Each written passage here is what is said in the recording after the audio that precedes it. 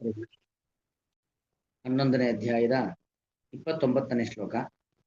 ಯಥಾ ಪ್ರದೀಪ್ತಂ ಜ್ವಲನಂ ಪತಂಗಾಃ ವಿಶಂತಿ ನಾಶಾಯ ಸಮೃದ್ಧವೇಗಾಃ ತಥೈವ ನಾಶಾಯ ವಿಶಂತಿ ಲೋಕಾಃ ತವಾಪಿ ವಕ್ತ್ರಾಣಿ ಸಮೃದ್ಧವೇಗಾಃ. ಯಥಾ ಪ್ರದೀಪ್ತಂ ಜ್ವಲನಂ ಪತಂಗಾಃ ವಿಶಂತಿ ನಾಶಾಯ ಸಮೃದ್ಧವೇಗಾಃ ತಥಾ ಏವ ನಾಶಾಯ ವಿಶಂತಿ ಲೋಕಾಃ ವಕ್ತ್ರಾಣಿ ಸಮೃದ್ಧವೇಗಾಃ. ಅಲ್ಲಿ ಹಿಂದೆ ಹೇಳ್ದ ವಕ್ತ್ರಾಣಿ ತೇ ತ್ವರಮಾಣಾ ವಿಶಂತಿ ದಂಷ್ಟ್ರಾಕರಾಳಾನಿ ಭಯಾನಕಾನಿ ಕೇಚಿತ್ ವಿಲಗ್ನಾ ದಶನಾಂತರೇಷು ಸಂದೃಶ್ಯಂತೆ ಚೂರ್ಣಿತೆ ಉತ್ತಮಾಂಗೈಃ ಅಂತ ಹಿಂದೆ 22ನೇ ಶ್ಲೋಕದಲ್ಲಿ ಬಂದಿರತಕ್ಕಂಥ ಮಾತು. ಅದರದ್ದೇ ವಿವರಣಾ ರೂಪದಲ್ಲಿ ಹೇಳ್ತಾ ಇದ್ದಾನೆ. ಅದಕ್ಕೊಂದು ಉದಾಹರಣೆಯನ್ನು ಕೊಟ್ಟು ಹೇಳ್ತಾ ಇದ್ದಾನೆ ಅರ್ಜುನ. ಭಗವಂತನ ಆ ವಿಶ್ವರೂಪದ ಒಳಗಡೆ ಆ ತೆರೆದ ವಿಕಾರವಾದಂಥ ಬಾಯಿ, ಭಯಾನಕವಾದ ಕೋರೆ ಹಲ್ಲುಗಳನ್ನ ಹೊಂದಿರತಕ್ಕಂಥ ಬಾಯಿ, ಆ ಬಾಯಿಯ ಒಳಗಡೆ ಎಲ್ಲರೂ ದುರ್ಯೋಧನಾದಿಗಳೆಲ್ಲರೂ ಕೂಡ ಪ್ರವೇಶವನ್ನು ಮಾಡ್ತಾ ಇದ್ದಾರೆ. ಅದು ಉದಾಹರಣೆ ಹೇಗೆ ಅಂತ ಹೇಳಿದ್ರೆ, ಈ ಪತಂಗಗಳು ಅಂದ್ರೆ ದೀಪದ ಹುಳು ಅಂತಾರೆ, ಚಿಟ್ಟೆಗಳು. ಆ ಪಳ ಪಳ ಪಳ ಪಳ ಹೊಳಿತಾ ಬಂಗಾರದ ಬಣ್ಣದಂತೆ ಹೊಳೆಯುತ್ತಿರುವಂತ ದೀಪ. ಆ ದೀಪವನ್ನು ನೋಡಿ ಅವುಗಳಿಗೆ ಏನೋ ಒಂದು ಆಕರ್ಷಣೆ, ದೀಪದ ಹುಳುಗಳಿಗೆ ಮುಟ್ಟಬೇಕು ಅಂತ ಬರ್ತಾವೆ.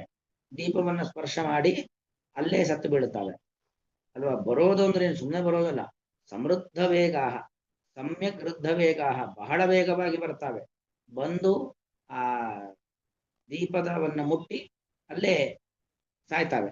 ಸಮೃದ್ಧ ವೇಗಾಹ ಏನಾಗ್ತವೆ, ಎಲ್ಲವೂ ಕೂಡ ಅಲ್ಲೇ ನಾಶಾಯ ವಿಶಂತಿ.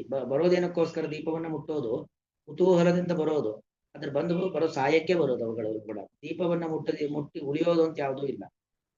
ಎಲ್ಲವೂ ಆ ಜ್ವಲಿಸುವ ದೀಪವನ್ನ ಮುಟ್ಟಿ ನಾಶಾಯ ವಿಶಂತಿ, ಸಾಯ್ಲಿಕ್ಕೋಸ್ಕರವಾಗಿಯೇ ಬಂದು ದೀಪದ ಕಡೆ ಪ್ರವೇಶವನ್ನ ಮಾಡ್ತಾ ಇದ್ದಾರೆ. ಪ್ರತೀಪ್ತಂ ಜ್ವಲನಂ, ಪ್ರಕರ್ಷೇಣ ದೀಪ್ತಂ, ಚೆನ್ನಾಗಿ ಧಗಧಗಿಸಿರುವಂತ ಬೆಂಕಿ, ಜ್ವಲಂತಂ, ಚೆನ್ನಾಗಿ ಉರಿತಾ ಇದೆ.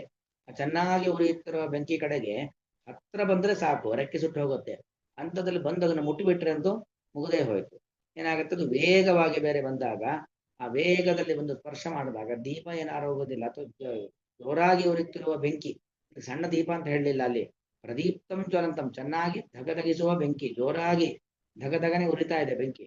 ಅಂತ ಬೆಂಕಿಯ ಕಡೆಗೆ ಆ ಬೆಂಕಿ ದೀಪದ ಹುಳುಗಳು ಬಂತು ಅಂತಾದ್ರೆ ಏನಾಗತ್ತೆ, ಅಲ್ಲೇ ಸತ್ತು ಬೀಳುತ್ತವೆ.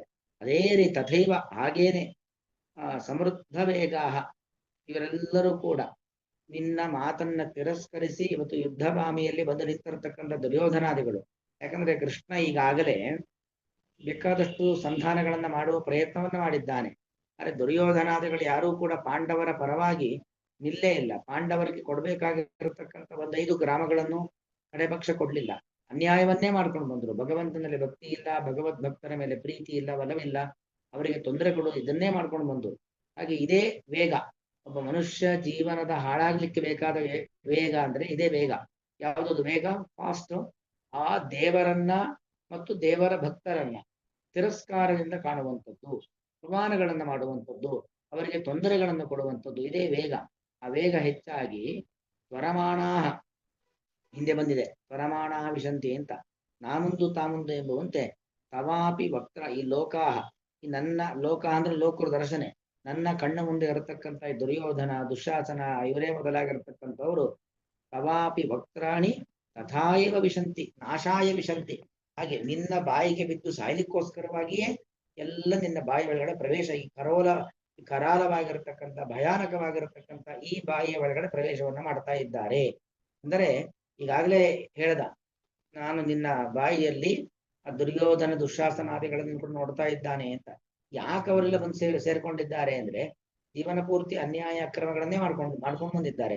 ಜೀವನದುದ್ದಕ್ಕೂ ಅನ್ಯಾಯ ಅಕ್ರಮಗಳನ್ನೇ ಮಾಡ್ಕೊಂಡು ಬಂದಿದ್ದರಿಂದಾಗಿ ಅನ್ಯಾಯದ ಫಲ, ಅಕ್ರಮದ ಫಲ, ಭಗವಂತನನ್ನ ಭಗವದ್ ಭಕ್ತರನ್ನ ತಿರಸ್ಕಾರ ಮಾಡಿದ್ದು, ಅದರ ಫಲರೂಪದಲ್ಲಿ ಶಿಕ್ಷೆಯನ್ನ ಅನುಭವಿಸ್ಲಿಕ್ಕೋಸ್ಕರವಾಗಿ ನಿನ್ನ ಕರಾಲ ವದನದಲ್ಲಿ ಬಂದು ಸಿಕ್ಕಾಕೊಳ್ತಾ ಇದ್ದಾರೆ, ಬಂದು ಸೇರಿಕೊಳ್ತಾ ಇದ್ದಾರೆ ಅನ್ನೋ ತನ್ನ ಅಭಿಪ್ರಾಯವನ್ನ ಇಲ್ಲಿ ಖಂಡನೆ ಮಾಡ್ತಾ ಇದ್ದಾನೆ ಅರ್ಜುನ.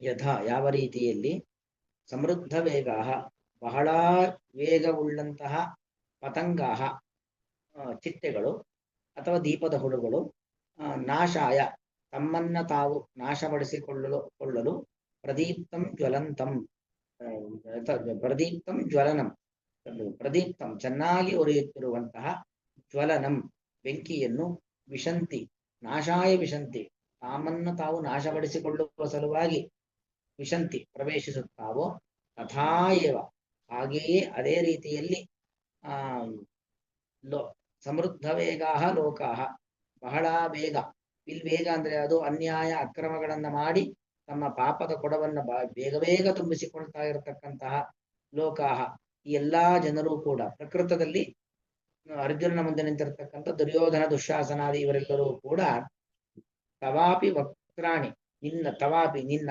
ವಕ್ತ್ರಾಣಿ ಬಾಯಿಯನ್ನು ಕೂಡ ನಾಶ ಹೊಂದಲು ವಿಶಂತಿ ಪ್ರವೇಶಿಸುತ್ತಿದ್ದಾರೆ.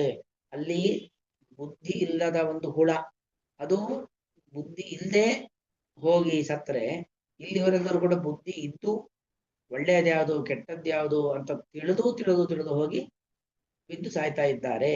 ಅಂದ್ರೆ ಆ ಯಕ್ಕಶ್ಚಿತ್ ಹುಳ ಅದಕ್ಕಿಂತಲೂ ನೀಚರು ಕೆಳಗಿನವರು ಇವರು ಮನುಷ್ಯ ಜನ್ಮ ಬಂದು ಅದನ್ನ ಸರಿಯಾಗಿ ಸಾರ್ಥಕಪಡಿಸಿಕೊಳ್ಳದೆ ಇರತಕ್ಕಂಥವ್ರು ಅನ್ನೋದು ಇದರ ಅಭಿಪ್ರಾಯ. ಯಥಾ ಪ್ರದೀಪ್ತಂ ಜ್ವಲನಂ ಪತಂಗಾಃ ವಿಶಂತಿ ನಾಶಾಯ ಸಮೃದ್ಧ ವೇಗಾಃ ತಥೈವ ನಾಶಾಯ ವಿಶಂತಿ ಲೋಕಾ ತವಾಪಿ ವಕ್ರಾಣಿ ಸಮೃದ್ಧ ವೇಗಾಃ. ಶ್ರೀಕೃಷ್ಣಾರ್ಪಣಮಸ್ತು.